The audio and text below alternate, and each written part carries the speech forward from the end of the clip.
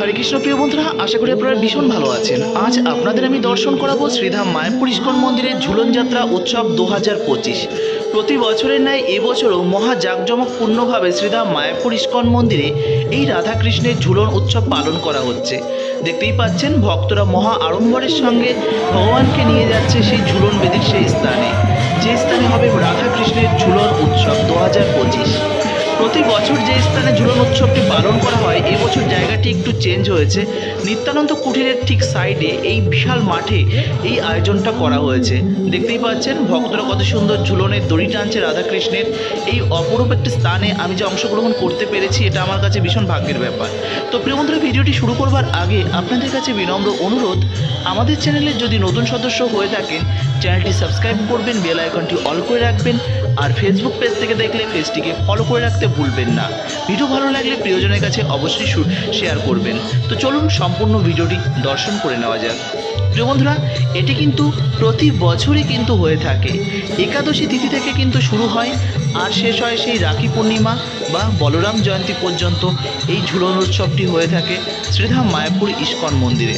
শুধু কি মায়াপুর ইস্কন মন্দিরে নয়, ভারতবর্ষের বিভিন্ন প্রান্তে এই ঝুলন উৎসবটি পালন করা হয়, অনেকের গৃহে পালন করা হয়। যাই হোক, আপনাদের কাদের কাদের বাড়ি এই ঝুলন উৎসব পালন করা হচ্ছে অবশ্যই কমেন্ট করে জানাতে ভুলবেন না। তো শ্রীধাম মায়াপুর ইস্কন মেইন মন্দির থেকে রাধা মাধবকে ভক্তরা কিন্তু নিয়ে যাচ্ছে সেই স্থানে যেখানে ঝুলন উৎসবটি পালন করা হবে। দেখতেই পাচ্ছেন চারিদিকে দুদিকে রয়েছে কদমের গাছ, আর তার মাঝখান দিয়ে ভগবান চলে যাচ্ছে কোথায় বলুন তো? সেই ঝুলন বেদির সেই স্থানে যেখানে হবে ঝুলন উৎসব। গোবিন্দা রেস্টুরেন্টকে ছাড়িয়ে অন্নদান কমপ্লেক্সের সাইড দিয়ে মানে গোশালা রোড ধরে আপনাদের আসতে হবে। আপনারা হয়তো বুঝতে পারবেন না যারা প্রথম দিন আসেননি, এবং এই কটা দিন প্রতিদিনই কিন্তু এরকম আড়ম্বরের সঙ্গে নিয়ে যাবে।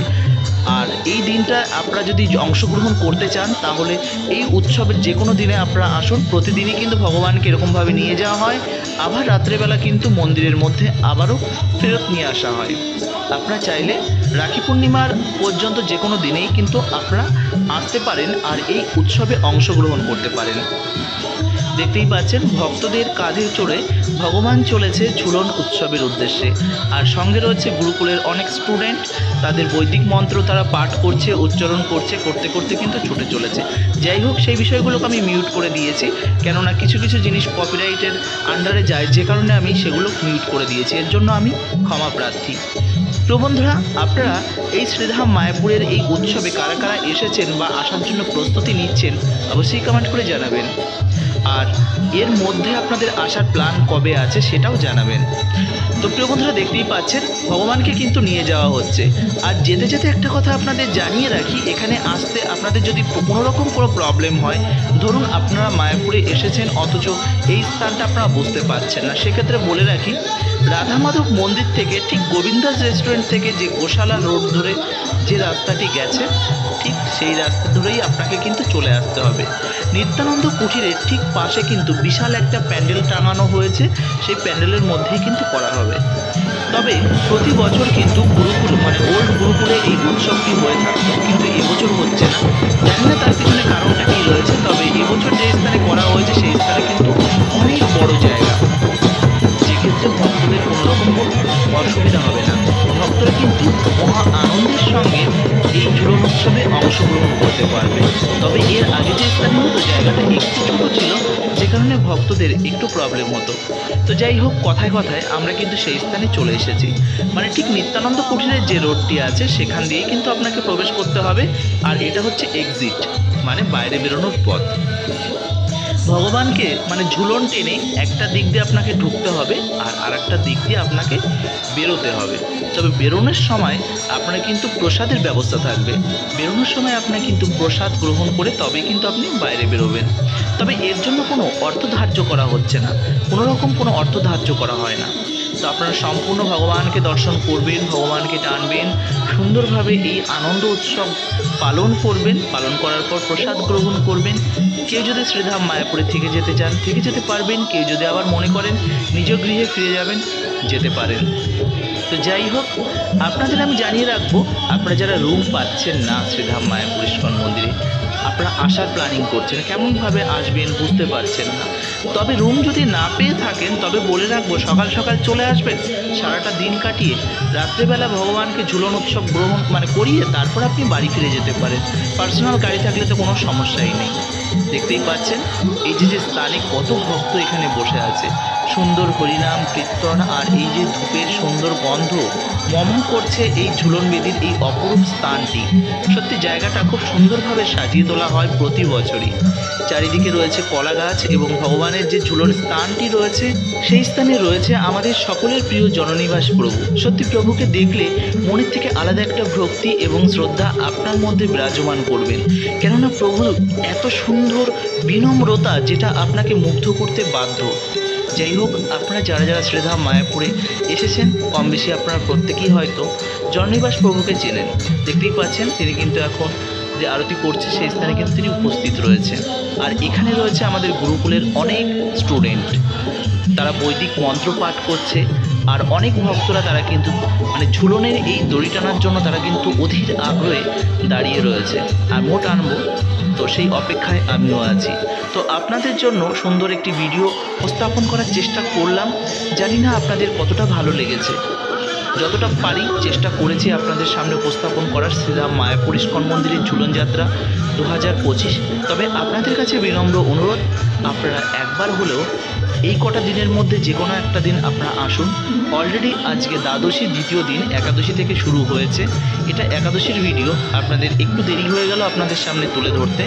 তবে এই উৎসবটি হবে বলরাম জয়ন্তী পর্যন্ত, রাখি পূর্ণিমা পর্যন্ত।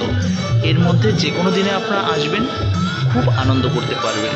বিশেষ করে আপনার বাড়ির ছোট্ট বাচ্চাকে নিয়ে আসবেন, আপনার প্রিয় মানুষটাকে নিয়ে আসবেন, সপরিবারে আসুন, বাড়ির গুরুজনদের নিয়ে আসুন, আশা করি আপনাদের ভালো লাগবে। তবে বলে রাখি, বর্তমান সময় এবং পরিস্থিতির চাপে পড়ে আমরা সনাতন ধর্মের বিভিন্ন রকমভাবে আমরা কিন্তু ডিমোটিভেট হয়ে যাচ্ছি, দিকে চলে যাচ্ছি, যে কারণে কিন্তু আমাদের নিকটবর্তী যে কোনো মন্দিরে আমাদের যাতায়াত থাকা অত্যন্ত গুরুত্বপূর্ণ। আপনাকে যে শুধু শ্রীধাম মায়াপুরে আসতেই হবে এমনটা নয়, আপনি যে কোনো মন্দিরের সঙ্গে যুক্ত থাকতে পারেন। দেখতেই পাচ্ছেন কত ব্রহ্মচারী রয়েছে, তারা এখানে ঝুলনের দড়ি টানছে। তারপর সর্বপ্রথম ব্রহ্মচারীরা সিনিয়র অথরিটি, তারপর ব্রহ্মচারী, তারপর ম্যানেজমেন্টের মধ্যে যারা রয়েছে তারা, এবং অবশেষে যে সিনিয়র মাতাজির গণ রয়েছে তারা টানবে। আর তারপর শুরু হবে প্রত্যেক ভক্তদের জন্য সুন্দরভাবে এই উৎসবটি। এই উৎসবটি আমাদের নয়, এই উৎসবটি আমাদের আপনাদের প্রত্যেকের উৎসব, যে কারণে আপনাদের আসাটা অত্যন্ত গুরুত্বপূর্ণ। দেখতেই পাচ্ছেন ভক্তরা কিন্তু যেমন দেশি বিদেশি বিভিন্ন কান্ট্রি থেকে আগত ভক্তরা, তারাও কিন্তু এই উৎসবে অংশগ্রহণ করেছে। এটা আমাদের কাছে কিন্তু ভীষণ একটা গর্বের বিষয়। ভাবুন তো, সত্যি একটা কথা কি জানেন তো, আজ যদি প্রভুপাদ না হইতো তবে কি হইতো মোর। তো ঠিক তেমনই এই কত বিদেশি ভক্তরা, তারা কিন্তু কে রাম, কে কৃষ্ণ, কে রাধা মাধব কেউই কিন্তু জানতো না। আজ কিন্তু তারা জানতে পারছে কে রাম, কে কৃষ্ণ, কেই বা জগন্নাথ।